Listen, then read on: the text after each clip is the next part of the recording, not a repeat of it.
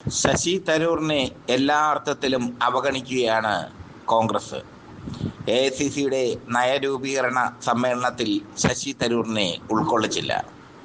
ലോക്സഭ കൂടുന്ന സമയമാണ്.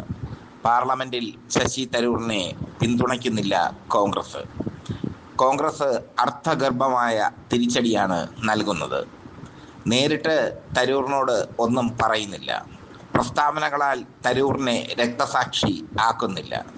മറിച്ച് തറത്തരൂരിനെ തറയായി തന്നെ കരുതിയിരിക്കുന്നു കോൺഗ്രസ്. വിശ്വത് പൗരൻ ഇപ്പോൾ തറ പൗരനായി മാറിയിരിക്കുന്നു. തരൂർ എന്തുകൊണ്ട് മോദി സ്തുതി പാടുന്നു എന്നത് ശ്രദ്ധേയം. സുനന്ദ പുഷ്കറുമായി അയാളുടെ ഭാര്യമാരിൽ ഒരാളായ രണ്ട് മൂന്ന് ഭാര്യമാർ മുമ്പുണ്ടായിരുന്നു എന്നാണ് കേൾവി. എന്തായാലും ഏറ്റവും ഒടുവിലത്തെ ഭാര്യയായ സുനന്ദ പുഷ്കറുമായി ബന്ധപ്പെട്ട വിവാദത്തിൽ നിന്ന് തരൂർ ഇപ്പോഴും മുക്തനല്ല. BJP നേതാവ് സുബ്രഹ്മണ്യ സ്വാമി തെളിവുകൾ സഹിതം സുനന്ദ പുഷ്കറെ തരൂർ കൊന്നതാണെന്ന് പറഞ്ഞിരുന്നു. പക്ഷേ പിന്നീട് ആ കേസ് തേഞ്ഞുമാഞ്ഞ് പോയി. സുനന്ദ പുഷ്കറുടെ മരണം സൃഷ്ടിച്ച വിവാദത്തിനിടയിലും തിരുവനന്തപുരത്ത് നിന്ന് തരൂരിനെ ജയിപ്പിച്ചു കോൺഗ്രസുകാർ. അങ്ങനെ തരൂർ അതിമാനുഷികനായി മാറി തിരുവനന്തപുരത്ത്. ഇപ്പോൾ തരൂർ കാണിക്കുന്നത് സുനന്ദ പുഷ്കറുടെ മരണത്തിൽ ഒരു പുനരന്വേഷണം പ്രഖ്യാപിച്ചാൽ താൻ കുടുങ്ങും എന്നുള്ള ചിന്ത കൊണ്ടായിരിക്കാം എന്ന് കോൺഗ്രസ് പ്രവർത്തകർ അല്ലെങ്കിൽ കോൺഗ്രസിലെ ഉന്നത നേതാക്കൾ അനുമാനിക്കുന്നു. സുനന്ദ പുഷ്കറിൻ്റെ മരണം ഇപ്പോഴും ദുരൂഹമാണ്. സുനന്ദ പുഷ്കർ ആത്മഹത്യ ചെയ്തതാണോ കൊല്ലപ്പെട്ടതാണോ എന്നതിനെപ്പറ്റി കൃത്യമായൊരു വിവരം ഇതുവരെയും ലഭിച്ചിട്ടില്ല. എന്തായാലും സുനന്ദ പുഷ്കറുടെ മരണശേഷമാണ് BJPയുമായി തരൂർ കൂടുതൽ അടുക്കുന്നത്.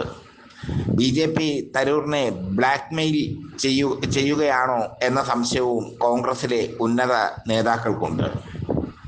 എന്തായാലും ഇടഞ്ഞ തരൂർ പുറത്തേക്ക് തന്നെ പോട്ടെ എന്ന മട്ടാണ് കോൺഗ്രസ്. ലോക്സഭയിൽ തരൂരിന് മിണ്ടാട്ടമില്ല.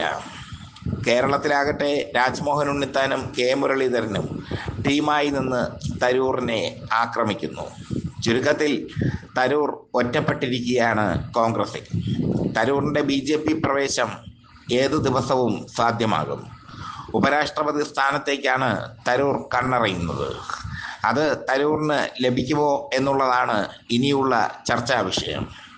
തരൂറിനെ കിട്ടിക്കഴിഞ്ഞാൽ BJPക്ക് കോൺഗ്രസിനെതിരെ അടിക്കാനുള്ള വടിയായി മാറും. CPMും കോൺഗ്രസിനെ അടിക്കാൻ കേരളത്തിൽ ഒരു വടിയായി തരൂറിനെ ഉപയോഗിക്കും. കോൺഗ്രസിലെ പ്രബല നേതാക്കൾ പോലും BJPയിലേക്ക് പോകുന്നു എന്ന് ഇലക്ഷൻ അടുക്കുമ്പോൾ വരുത്തി തീർക്കാൻ അവർക്ക് കഴിയും. എന്തായാലും ശശി തരൂരിനെ BJP ഹൈജാക്ക് ചെയ്തത് സുനന്ദ പുഷ്കറുടെ മരണവുമായി ബന്ധപ്പെട്ടാണെന്ന വാർത്തകളാണ് പുറത്തു വരുന്നത്. സുനന്ദ പുഷ്കറുടെ മരണം ദുരൂഹമായി തന്നെ തുടരുന്നു. അന്വേഷണത്തിൽ സുനന്ദ പുഷ്കറിന് മരിക്കുന്നതിന് മുമ്പ് മർദ്ദനമേറ്റതായി തെളിഞ്ഞിട്ടുണ്ട്. അവസാന കാലഘട്ടത്തിൽ പാകിസ്ഥാനി പത്രപ്രവർത്തക മെഹർ തരാറുമായി തരൂറിനുണ്ടായ ബന്ധമൊക്കെ വളരെ ശ്രദ്ധേയം. മെഹർ തരാറുമായി തരൂർ ബന്ധം പുലർത്തുകയും ആ ബന്ധത്തെ സുനന്ദ പുഷ്കർ എതിർക്കുകയും ചെയ്തതാണ് സുനന്ദ പുഷ്കറുടെ മരണത്തിന് കാരണമെന്ന് ഒരു വിഭാഗം ആരോപിക്കുന്നു. എന്തായാലും തരൂറിൻ്റെ കാര്യം കട്ടപ്പുക തന്നെ. സുനന്ദ പുഷ്കറുടെ മരണമുയർത്തിയ ദുരൂഹതകൾ ഇപ്പോഴും കെട്ടടങ്ങിയിട്ടില്ല. ഏത് നിമിഷം വേണമെങ്കിലും കേന്ദ്ര സർക്കാരിന് അത് പൊടിതട്ടി എടുക്കാം.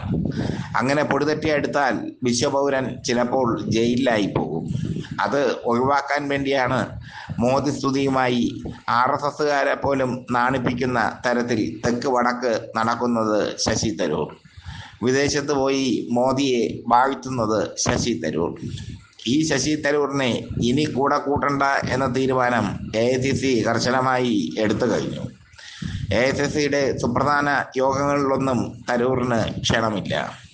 കേരളത്തിൽ തരൂർ ഒറ്റപ്പെട്ട അവസ്ഥയാണ്. ആരും തിരിഞ്ഞു നോക്കാൻ പോലുമില്ല തരൂറിനെ. തരൂറിനെ ജയിപ്പിച്ചവർ ഇപ്പോൾ സ്വയം പശ്ചാത്തപിക്കുകയാണ്. തരൂർ പോയതുകൊണ്ട് കേരളത്തിലെ കോൺഗ്രസിന് ഒന്നും സംഭവിക്കില്ല.